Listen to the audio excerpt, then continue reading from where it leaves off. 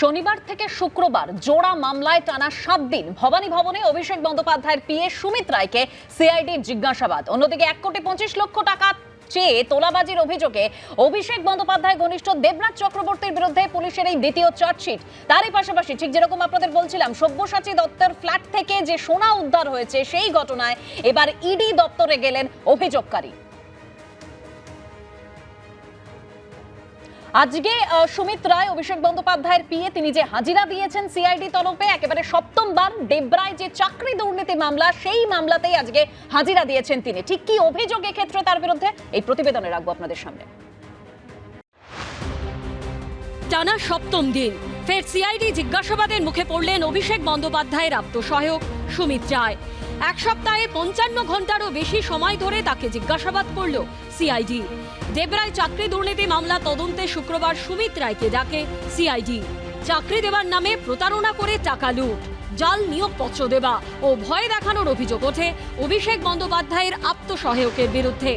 পশ্চিম মেদিনীপুরের দেবরা থানায় এফআইআর দায়ের করেছিলেন প্রসেনজিৎ রায়, যিনি নিজেকে তৃণমূল কর্মী সমর্থক হিসেবে পরিচয় দিয়েছিলেন।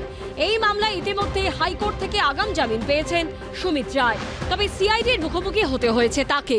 শুক্রবার সকাল 10:58 ভবানী ভবনে ঢোকেন অভিষেক বন্দ্যোপাধ্যায়ের আত্মসহায়ক। ইতিমধ্যেই দেবরায় চাকরি দুর্নীতি মামলায় মেদিনীপুরের প্রাক্তন তৃণমূল বিধায়ক সুজয় হাজরাকে হেফাজতে নিয়েছে সিআইডি। এর আগে চাকরি দুর্নীতি মামলায় সোমবার সিআইডির মুখোমুখি হয়েছিলেন সুমিত রায়। শুক্রবার এই মামলায় দ্বিতীয় দিন জিজ্ঞাসাবাদ করা হলো তাকে। এই প্রেক্ষাপটে সুপ্রিম কোর্টে সুমিত রায়ের আগাম জামিনের শুনানি আগামী বুধবার পর্যন্ত মুলতবি হয়ে গেল, কারণ রাজ্য সরকারের পক্ষে উপস্থিত আইনজীবী তুষার মেহতা সময় চেয়েছেন। পরবর্তী শুনানি 19শে আগস্ট। পার্থপ্রতিম ঘোষ ও বিজেন্দ্র সিংহের রিপোর্ট, এবিপি আনন্দ। এই সুমিত রায়ের বিরুদ্ধে একের পর এক অভিযোগ রয়েছে, চাকরি দুর্নীতির অভিযোগ রয়েছে, যেটা অভিযোগ যে 24 লক্ষ টাকা নেওয়া হয়েছিল একেবারে সুমিত রায় নিয়েছিলেন, এরকমই অভিযোগ করেছেন অভিযোগকারী প্রসেনজিৎ রায়। এখান থেকে আমি শীর্ষেন্দুদার কাছে আসতে চাইবো। শীর্ষেন্দুদা, বিভিন্ন অভিযোগ এই রাজ্যে পালাবদলের পর সামনে এসেছে, কিন্তু একটাই বিষয়, এই যে অভিযোগগুলো, এই অভিযোগগুলোর নিষ্পত্তি হবে তো? কারণ সাধারণ মানুষ তো তাই চায়। আত্মসহায়ককে 7 দিন ধরে আজকে ভবানী ভবনে ডাকা হলো, তো সব সপ্ত ঋষি, জালিয়াতি নথি এসবের সপ্তঋষিরা, দেবরাজ, এক একজন নাম, সব্যসাচী, সুজিত, সব এস দিয়ে নাম, সুমিত, এই তো অবস্থা আজকে। এই জায়গা থেকে প্রতিটা মানুষ চাইছে প্রত্যেকের শাস্তি হোক, সেই আস্থা আমাদের এই সরকারের প্রতি আছে। একটু আগে যে কথাটা হচ্ছিল যে একজন কর্মরত অবস্থায় একজন ডাক্তার তার কর্মক্ষেত্রে রেপ অ্যান্ড মার্ডার, নৃশংস বললে পৈশাচিক বললেও কম বলা হয়, সেই মামলা আমরা করছি। 28 তারিখে সেই ডেটটা আছে হাইকোর্টে। যে জায়গার থেকে সিবিআইকে সেখানে দেওয়া হয়েছিল, সিবিআই যে দু একটা আমরা অনাস্থা বলেছিলাম যে এইগুলো দেখা উচিত, সেটা কিন্তু এই সরকার এসে শ্মশানের অন্তত যে জিনিসগুলো চালান এবং তার তড়িঘড়ি করে তার দাহ করে দেয়া, সেগুলোতে তারা গ্রেপ্তার করেছেন। অবশ্যই শুভেচ্ছা জানাচ্ছি। আরও কিছু দরকার, সব মানুষ দেখুক, তার মেয়েটার বিচার চাই। আর একটা জিনিস, এই যে সুমিত এখানে একটা সরকারি জমিকে তার প্লটে প্লটে নিজেদের মধ্যে করে নথি জাল করে জালিয়াতি করে তারা বিক্রি করে দিলেন, সরকার দেখতে পেলেন না? বিএলআরও তার 2 বছর আগে তিনি অভিযোগ জানিয়েছিলেন, পুলিশ জানতেন না, এসপি জানতেন না, বিডিও জানতেন না। তাদেরকে দেখতে হবে, তাদেরকে আগে দেখতে হবে। এই জায়গা থেকে প্রতিটা দেখতে হবে। আজকে দেবরাজ চক্রবর্তী তিনি দিনের পর দিন টাকা তুলছেন, 100 কোটি, 150 কোটি, আজকে 150 পাতার চার্জশিট দেওয়া হয়েছে। যেমন তার মনোরঞ্জন মণ্ডল। শীর্ষেন্দুদা, আপনাকে একটু থামাচ্ছি, এই মুহূর্তে সরাসরি নজর রাখবো কি বলছেন শুভেন্দু অধিকারী মুখ্যমন্ত্রী। हिंदी में बोलना चाहिए, ये नहीं के लिए पीटीआई भी है, चैनल भी है ना। बोलिए क्या है? देखिए 1946 16 अगस्त it was a horrible day for Calcutta and Bengal, west Bengal. उस दिन 10,000 से ज़्यादा हिंदू हत्या हुआ था कलकत्ता में, सुरावर्दी ने किया। The great Calcutta killing. उस दिन ममता बनर्जी की सरकार, उन्होंने खेला हवे दिवस मनाया स्टेट गवर्नमेंट की ओर से। इस बार भारतीय जनता पार्टी का सरकार सरकारी ओर से वो खेला हवे दिवस का डिसीजन हम लोग रिजेक्ट किया, और वो जो हॉरिबल डे है उस दिन को खेला हवे दिवस के नाते नहीं मनाया जाएगा। সুমিত রায়, অভিষেক বন্দ্যোপাধ্যায়ের আত্মসহায়ক, এই নিয়ে 7 বার সিআইডি তলবে ভবানী ভবনে হাজিরা দিয়েছেন। আজকে তাকে ডেবরায় চাকরি প্রতারণার অভিযোগের মামলায় ডাকা হয়েছে। এখনো পর্যন্ত ভবানী ভবনে রয়েছেন তিনি। আমি সরাসরি চলে যাব পার্থপ্রতিম ঘোষ, আমাদের প্রতিনিধি রয়েছেন। পার্থ, এখনো জিজ্ঞাসাবাদ চলছে। মূলত কোন কোন তথ্য তদন্তকারীরা জানতে চান সুমিত রায়ের কাছ থেকে?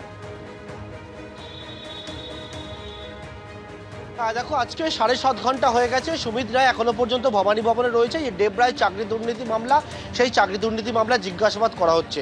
অন্যদিকে ডেবরায় চাকরি দুর্নীতি মামলাতে তুমি জানো যে মেদিনীপুরের প্রাক্তন তৃণমূল বিধায়ক সুজয় হাজরা, তাকে কিন্তু সিআইডি নিজেদের কাস্টাডিতে নিয়েছে এবং সুজয় হাজরা তিনিও ভবানী ভবনে রয়েছে। একটা সূত্র মারফত আমরা যেটা জানতে পারছি, আজকে কিন্তু সুমিত রায়ের সঙ্গে সুজয় হাজরাকে মুখোমুখি জিজ্ঞাসাবাদ করার একটা সম্ভাবনা, সেই সম্ভাবনা রয়েছে এবং সেই জিজ্ঞাসাবাদ হয়েছে কিনা পরবর্তীকালে কিছু সময় বাদে সেটা স্পষ্ট হবে। সকাল 11টা থেকে সুমিত রায় ভবানী ভবনে তাকে জিজ্ঞাসাবাদ করা হচ্ছে। মূলত এই যে অভিযোগটা এসছে, সরকারি চাকরি দেওয়ার নাম করে প্রতারণার অভিযোগ উঠেছে, 24 লক্ষ টাকা নিয়ে নেওয়ার অভিযোগ উঠেছে। এমনকি কলকাতা শহরে যারা চাকরির জন্য আবেদন করেছিল তাদেরকে নিয়ে এসে খাদ্য ভবন থেকে বিকাশ ভবন তাদেরকে ঘুরিয়ে দেখার পর একটা ফটোকপি দেওয়া হয়েছিল, যে অ্যাপয়েন্টমেন্ট লেটারের জেরক্স কপি তাদেরকে দেওয়া হয়েছিল। এবং সেই মামলায় হচ্ছে সুমিত রায় নাম উঠে এসছে যে সুমিত রায়কে টাকাগুলো দিতে হবে এবং তার পরবর্তীকালে 24 লক্ষ টাকা 12 জনের কাছ থেকে নেওয়া হয়েছিল, আরও টাকা দাবি করা হয়েছিল এবং সেই মামলাতেই হচ্ছে সুমিত রায়কে একদম সেই মামলাতেই ডাকা হয়েছে সুমিত রায়কে। এখনো পর্যন্ত 7.5 ঘন্টা হয়ে গেছে, এখনো সুমিত রায় ভবানী ভবনেই রয়েছেন। কখন বেরোন সেদিকে অবশ্যই আমাদের নজর থাকবে। তবে এই সুমিত রায়ের বিরুদ্ধে একাধিক অভিযোগ রয়েছে। সেবাশ্রয় প্রকল্পে দুর্নীতি, তোলাবাজি থেকে মাটি চুরি, রিসর্ট দখল করা, একাধিক অভিযোগ। তবে দেবরাজ চক্রবর্তী আরেক অভিষেক বন্দ্যোপাধ্যায় ঘনিষ্ঠ, তিনি আরও বিপাকে। তার কারণ, তার বিরুদ্ধে দ্বিতীয় চার্জশিট এবার দেওয়া হলো। ব্যবসায়ী বিনয় কুমার সিং, তার থেকে 1,25,00,000 তোলাবাজির অভিযোগ ছিল। সেই অভিযোগেই চার্জশিট দিল পুলিশ। বিধাননগরের প্রাক্তন তৃণমূল কাউন্সিলরের বিরুদ্ধে বারাসাত আদালতে 256 পাতার চার্জশিট দেওয়া হয়েছে।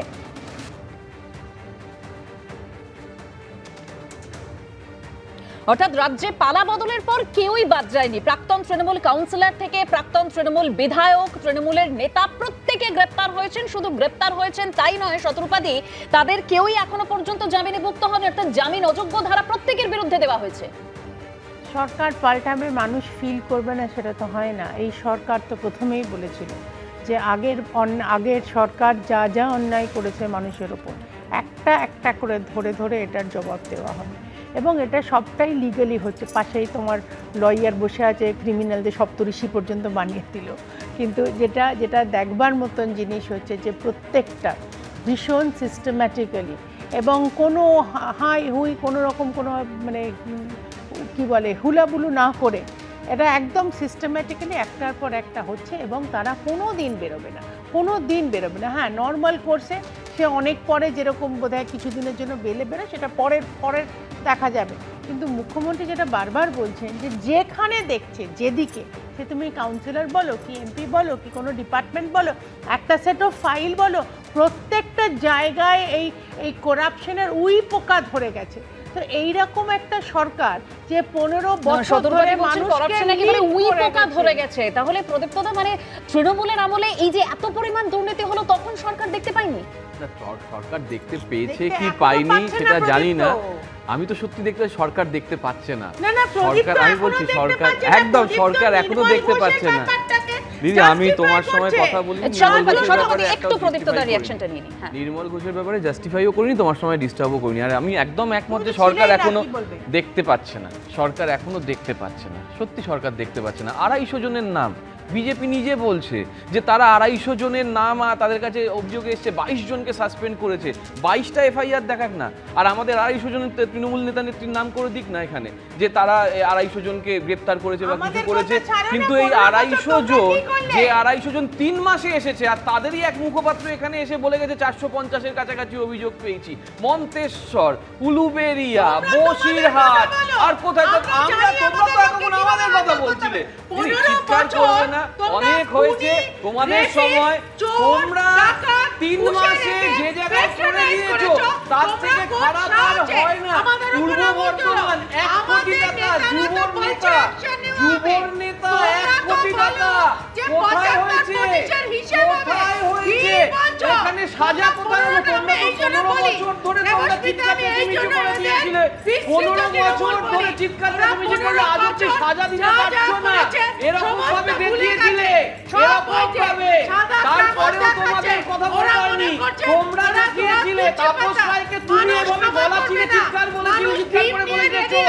গত বছর অর্থাৎ 24 সালের জানুয়ারি মাসের শেষে তুমি বেশ, আমি এখান থেকে দুজনকেই থামাচ্ছি। একের পর এক যে অভিযোগগুলো সামনে এসেছে, বিশ্বনাথ দা একেবারে সতর্কবাদীও বলছিলেন যে এই যে সাধারণ মানুষের যেভাবে প্রতারণা করা হয়েছে, একটা একটা করে ধরে ধরে তার জবাব দেওয়া হবে। কিন্তু বিশ্বনাথ দা, এই যে তোলাবাজি, এই যে টাকার খেলা, সেই টাকা কোথায় পর্যন্ত পৌঁছেছিল, কার নির্দেশে এই তোলাবাজিগুলো হয়ে গেল দিনের পর দিন ধরে, সেটা জানা যাবে তো এবার। দেখো, মানে তোমাকে যদি দুর্নীতির বিরুদ্ধে লড়াই করতে হয়, একটা সামগ্রিকভাবে সেটা লড়াই করতে হবে। আমরা তো খুশি যে নির্মল ঘোষদের মতন মানুষদের বিরুদ্ধে তদন্ত হচ্ছে, অ্যারেস্ট হচ্ছে, কিন্তু ঋতব্রত শিবিরে যারা আছে তারা কি অ্যারেস্ট হচ্ছে? তাদের বিরুদ্ধে কি তদন্ত হচ্ছে? যে সমস্ত সাংসদরা বাপি ঘোষ থেকে শুরু করে একের পর এক সাংসদরা যাদের বিরুদ্ধে বিজেপি অভিযোগ করেছিল, বাপি হালদার থেকে শুরু করে একের পর এক সাংসদ যাদের বিরুদ্ধে বিজেপি অভিযোগ করেছিল, আমাদের অভিযোগ নয়, তাদের বিরুদ্ধে কি কোনো তদন্ত হচ্ছে? তাদের সাথে প্রধানমন্ত্রী পাতোরা সাজছেন, তারা ব্রেকফাস্ট করছেন প্রধানমন্ত্রী তাদের সাথে। এই সেই সমস্ত তৃণমূল সাংসদদের সাথে প্রধানমন্ত্রী যদি ব্রেকফাস্ট করেন বা মুখ্যমন্ত্রী যদি ব্রেকফাস্ট করেন, তাহলে সেইটা কিন্তু যে বার্তাটা যায় সেটা তো সিলেক্টিভ লড়াই। অর্থাৎ এই করাপশনের বিরুদ্ধে বিজেপির বর্তমান সরকার একটা মানে নির্বাচিত অবস্থান নিচ্ছেন, যারা ক্ষমতাহীন, যারা পরাজিত তাদের বিরুদ্ধে কঠোর ব্যবস্থা নিচ্ছেন, আর যারা জয়ী হয়েছেন তাদের বিরুদ্ধে আরেক রকম অবস্থান নিচ্ছেন, তাদেরকে রাজনৈতিকভাবে ব্যবহার করছেন, বিল পাসের জন্য জাতীয় স্বার্থের নাম করে তাদের সাথে সহ অবস্থান করছেন। ফলে এই লড়াইটা যদি সত্যি সামগ্রিকভাবে হতো তাহলে পশ্চিমবাংলার থেকে দুর্নীতি মুক্ত হতো। যার জন্য দেখবে তুমি বিজেপি গত অল্প দিনের মধ্যেই কিন্তু তাদের বিরুদ্ধেও একের পর এক অভিযোগ আসছে, এবং বিজেপির নেতারাই এই অভিযোগগুলো আনছেন, কোনো সংবাদ মাধ্যম আনছে না। ধর জিতেন তেওয়ারি বলছেন যে গত 2 মাসের মধ্যে যে ধরনের তোলাবাজি হয়েছে সেটা তৃণমূলের শাসনকালকে ছাপিয়ে যাচ্ছে, দখলদারি ছাপিয়ে যাচ্ছে। আপনি যে বই লিখেছিলেন সেটার মধ্যে বিজেপির আইডিওলজি নিয়ে লিখেছিলেন তো, তাহলে বিজেপির আইডিওলজি এখানে ব্যক্তিগত আক্রমণ নয়, একটু বলতে দিন বিশ্বনাথ দাকে সতর্কবাদী আসবো।